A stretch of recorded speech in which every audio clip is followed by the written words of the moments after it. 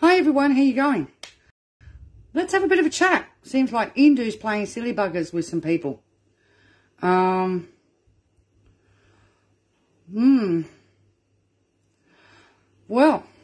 I'll just give Facebook a couple of minutes to put the notifications out. A bit late tonight, but I think this warrants a call out. And I'm just letting somebody know.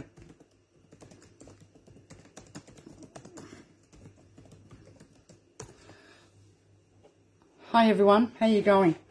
I'll just get this personal link. Just bear with me for a minute. So it appears that INDUE may be trying to stiff some people, and it's not sounding good. If you've had this happen to you, please let us know. A situation where a gentleman got off the card. Services Australia have transferred his payment back to him. And all of a sudden, INDUE are saying, you owe us money. They're trying to say that he's been paid twice. That's not even possible. And if it is, it's a Services Australia member that's done it, nothing to do with him. So he's being told by Centrelink and Services Australia that this matter has nothing to do with them. This is very interesting, isn't it? Because Services Australia and Centrelink are in control of that money. They decide when somebody with INDUE, right, they direct INDUE as to what to do with the funds.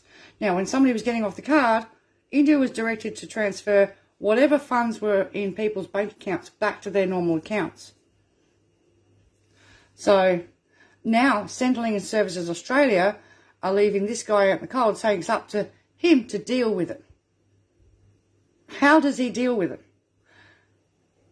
INDUE were in control of his funds. They had ownership of his funds while they had control of it. When he got off the card, the money was transferred back to his own personal account. Right? Apparently, their system doesn't lie. You know? And he's provided the dates. And, you know, they're trying to put the blame on him. So they tried to tell him, after he had had his money transferred into his own account, that he double paid himself and accumulated a debt. How do you... That's not even possible. And that is Services Australia staff that have done this. They were the ones in charge of the transitioning of people off the card and instructing INDUE to send funds back to the person's bank account. This is interesting, isn't it? Now, is there more people out there that this has happened to? Because from what I can see here, it's a miscellaneous debt, and the screenshots that he's got of his statements don't match their statements, apparently. And they've basically, I don't know, his statements don't match the screenshots anymore. It appears that the statements don't match up.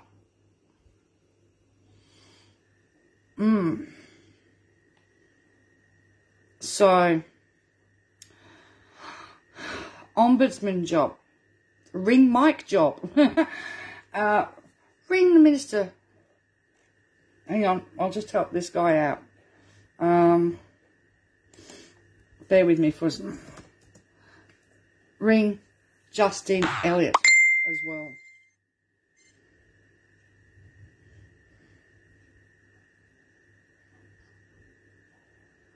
I don't know.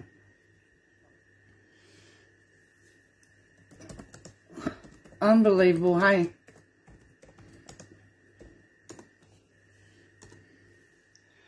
Unbelievable. What are they going to do next, hey? So, I've got some data stats today too, but they've outlined it differently. And I don't like the way that they're doing that either, because on the old data sets, we could see how many people were on the card in each region and how much percentage of people were Indigenous. This month's data set shows how many people have gotten off the card and how many are still sort of on the card in each region. But it doesn't tell me who's Indigenous in that population of people that are still on the card. So I'm going to be making phone calls myself tomorrow to find out why doesn't the data show me. Because I'm interested to know, because we had complaints of people who were Aboriginal ringing up to get off the card being told, no, you're not allowed to because you're Aboriginal. All of a sudden, the percentage of Aboriginal people that are on the cashless debit card in the main 4 sites is gone. It's no longer on the data stats. How convenient. Services Australia changed the website and they've changed the data stat. So I have to dig a bit deeper for that data set. But I want to put it out there. If anybody who's got off the card is receiving debts from INDUE, please let us know. Right? Because it looks like there's going to be another fight. Right? I just want to know. Because people have just vanished. You know, people have gotten off the card. And there's a lot of people that have gotten off the card. A lot. I can tell you that right now.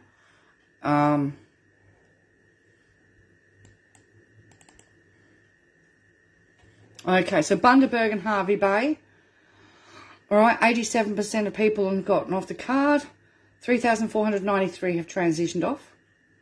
543 are still on the card. I want to know, are they Indigenous people or non-Indigenous people? Because the percentage isn't there. Ceduna, 618 people transitioned. There's only 73 people left on the card. That's really weird. 89% have transitioned off.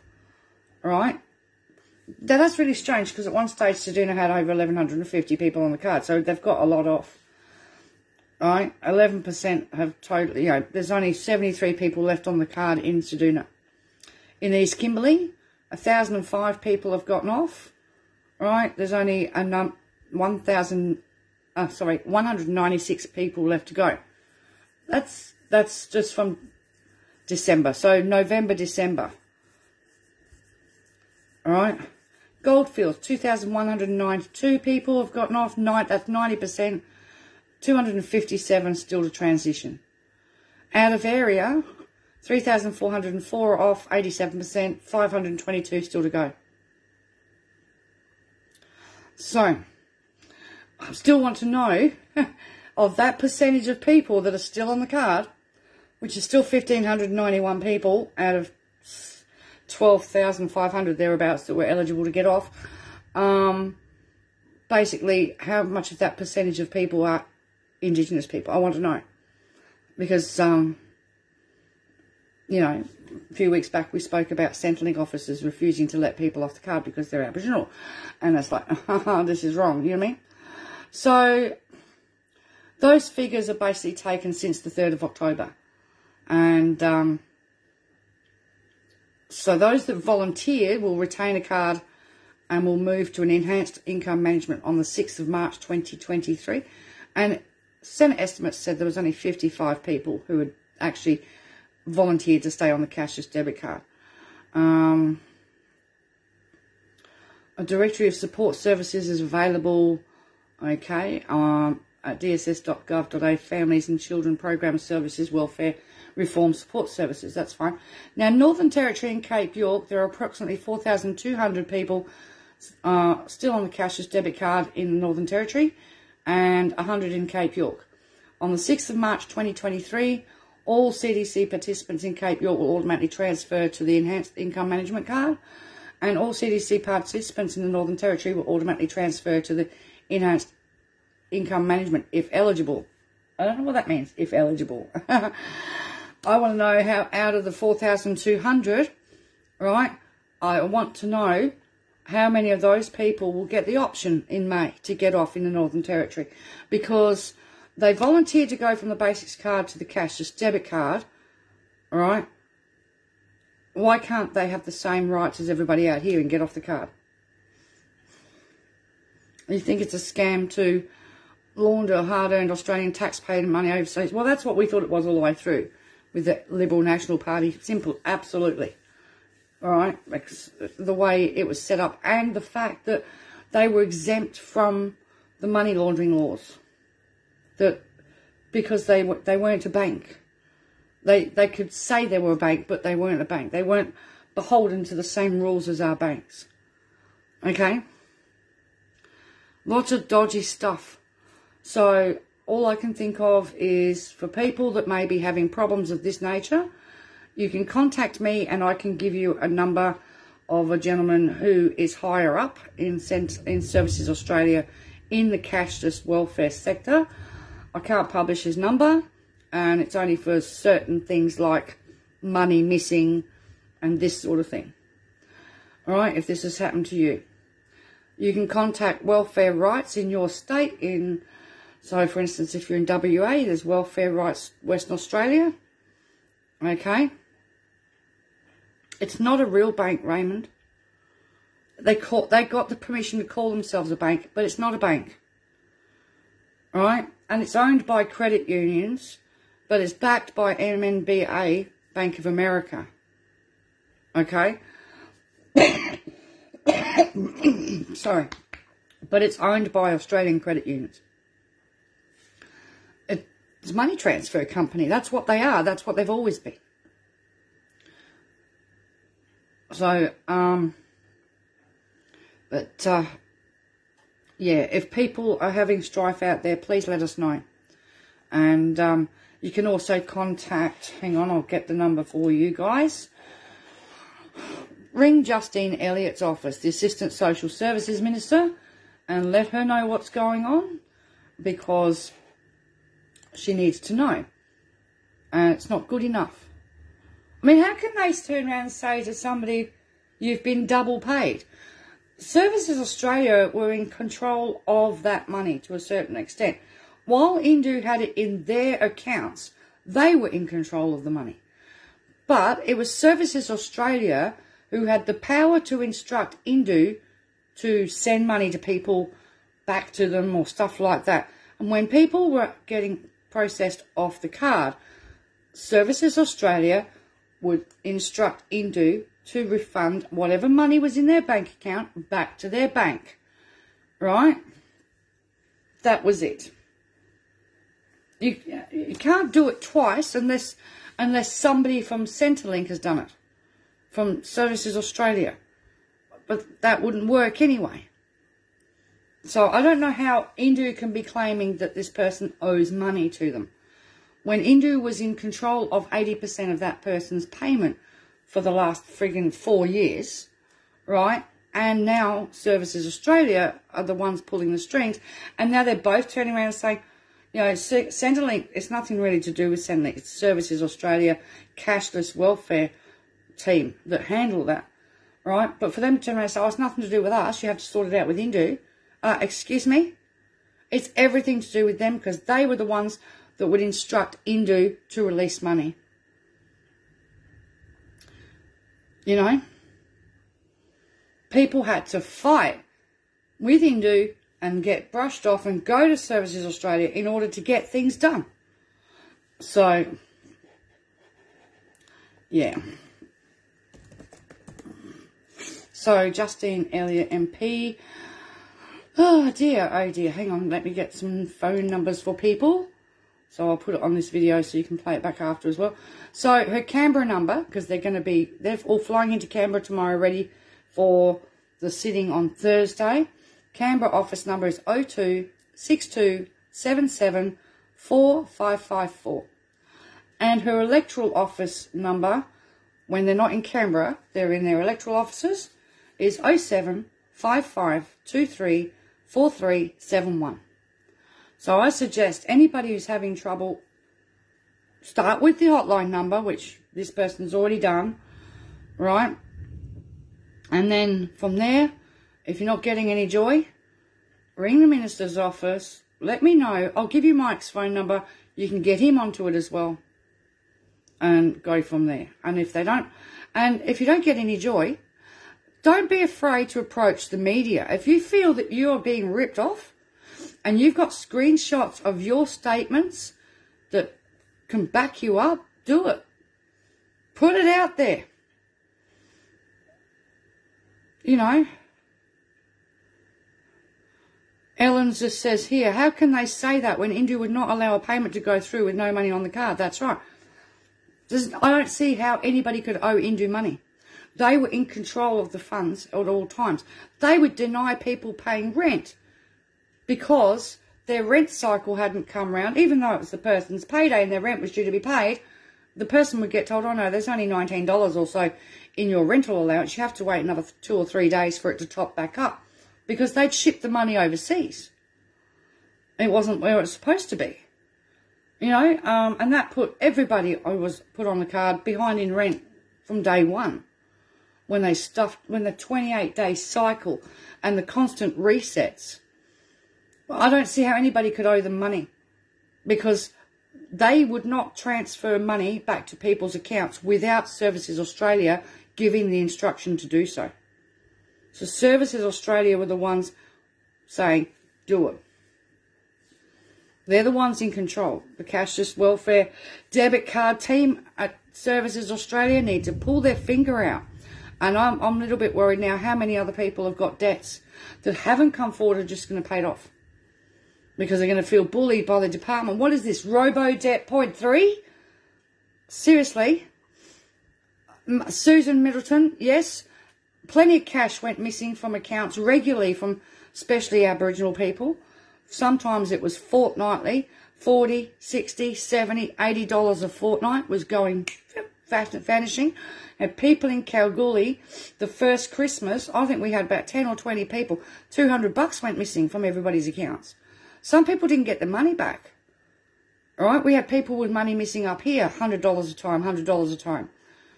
It was being scammed. It was going overseas. It was going to Pornhub UK and some gaming centre in America. And they were blaming the card holders for being hacked. And so, you know, I had a couple where both of them lost $100 to Pornhub UK, and INDUE turned around and told the wife, oh, your husband must have signed up behind your back. Excuse me?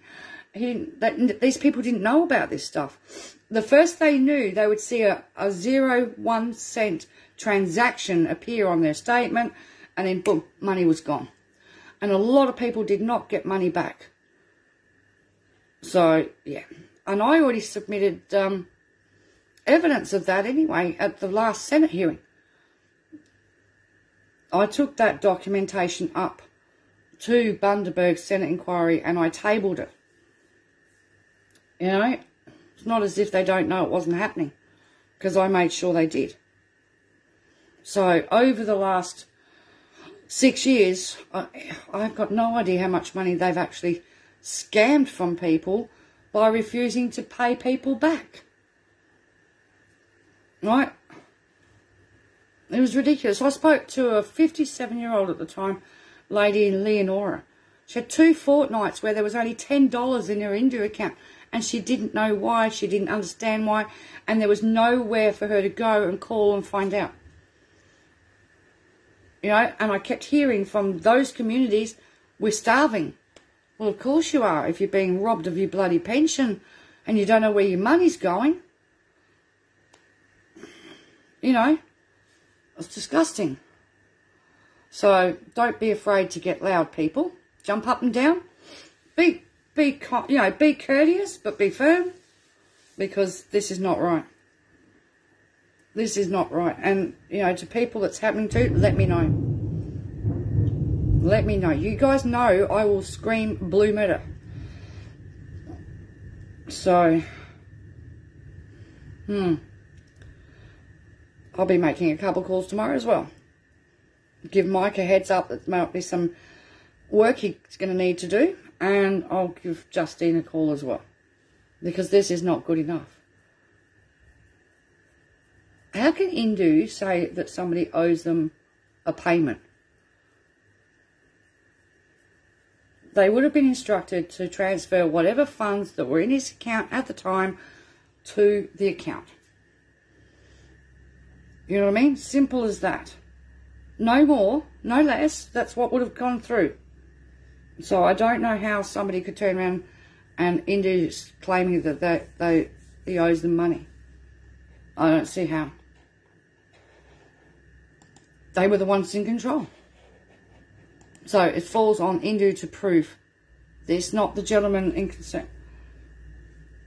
And if his screenshots of his thing show different to what they've come up with, then why is that? And why aren't Centrelink and Services Australia helping him? So, yes. Services Australia better pull their finger out.